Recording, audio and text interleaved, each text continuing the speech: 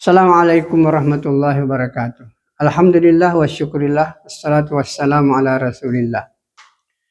Hadirin yang mulia, pada kesempatan ini kita akan membahas tentang tingkatan-tingkatan nikmat.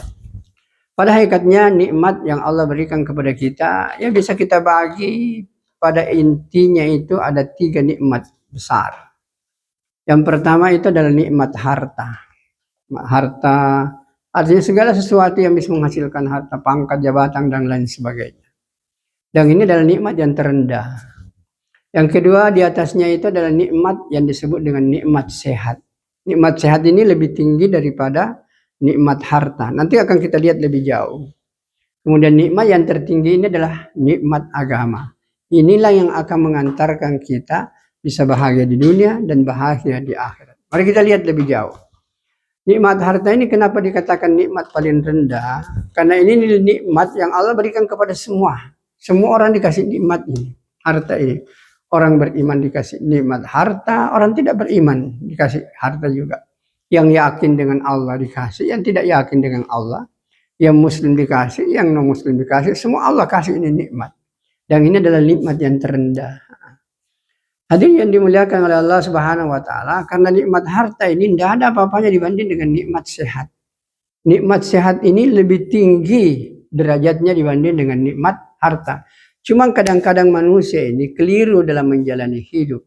Kadang-kadang dia korbankan kesehatannya untuk mendapatkan nikmat harta itu.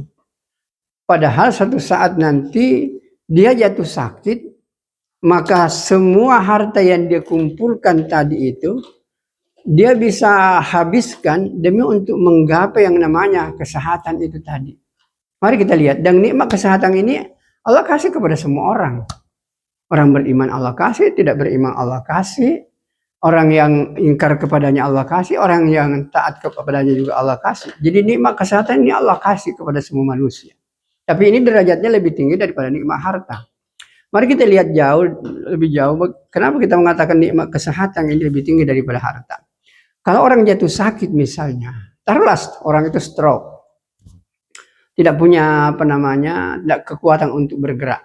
Mungkin dia akan berobat ke dokter spesialis. Kalau tidak mampu di sini habis, mungkin dia pergi ke Jakarta untuk melanjutkan berobat itu. Berapapun biayanya. Jadi harta tadi yang dipergunakan itu, yang dikumpulkan itu dengan mengorbankan kesehatannya. Mestinya dia istirahat, dia tidak istirahat. Mestinya dia harus tidur, dia tidak tidur. Demi untuk mengejar harta. Setelah terkumpul itu harta, dia jatuh sakit. Dia berobat ke Jakarta, berapa biayanya? Dan kalau itu penyakitnya sudah sampai kepada penyakit puncak itu yang luar biasa susahnya, berapapun uang ongkosnya itu dia akan habiskan untuk menggapai itu kesehatan kembali. Maka ini peringatan besar bagi kita bahwa dalam menggeluti yang mencari harta ini jangan sampai mengorbankan kesehatan. Kalau kesehatan ini sudah terganggu, berapapun tadi harta yang kita miliki, kita akan jual, kita akan korbankan semuanya untuk meraih kesehatan itu kembali. Maka oleh karena itu nikmat kesehatan ini lebih tinggi daripada nikmat harta. Tapi yang tertinggi itu adalah nikmat iman, nikmat agama. Tidak semua orang diberikan nikmat iman. Hanyalah orang-orang yang betul-betul dipilih oleh Allah dan orang itu memang memilih untuk mendapatkan itu iman. Barulah Allah kasih iman. Jadi yang mulia, karena nikmat iman ini tidak semua orang bisa dikasih, maka inilah nikmat yang tertinggi. Orang bisa saja meninggalkan dunia ini dengan tidak punya harta. Orang kalau sakit paling-paling berakhir dengan kematian. Tapi kalau orang tidak punya iman, di dunia dia akan susah dan di akhirat dia akan sengsara selama-lamanya. Karena nikmat iman inilah yang akan mengantarkan kita ke surganya Allah Subhanahu wa taala. Dalam sebuah hadis Rasulullah sallallahu alaihi wasallam menjelaskan, la tadkhulul jannata hatta tu'minu. Engkau tidak akan masuk surga kalau kau tidak beriman. Jadi iman ini adalah jembatan untuk menuju ke surganya Allah Subhanahu wa taala. Wala tu'minu hatta tahabun. Dan engkau tidak akan dianggap beriman kalau kau tidak saling cinta mencintai antara satu dengan yang lain. Kemudian Nabi katakan, awa adullukum ala syai'in idza fa'altumuhu tahabbtum. Maukah aku tunjukkan kepadamu suatu metode, suatu cara agar engkau bisa saling mencintai.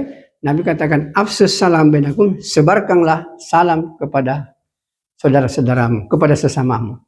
Menyebarkan salam ini artinya sampaikanlah ajaran-ajaran agama agar dia mau mengamalkan agama. Kalau orang mengamalkan agama, maka insya Allah orang itu akan bahagia dalam hidupnya. Bahagia di dunia dan bahagia di akhirat. Baik, kita tutup dengan doa kepada majelis. Subhanakallahumma bihamdika asyhadu an la ilaha illa anta astaghfiruka wa atubu ilaik. Assalamualaikum warahmatullahi wabarakatuh.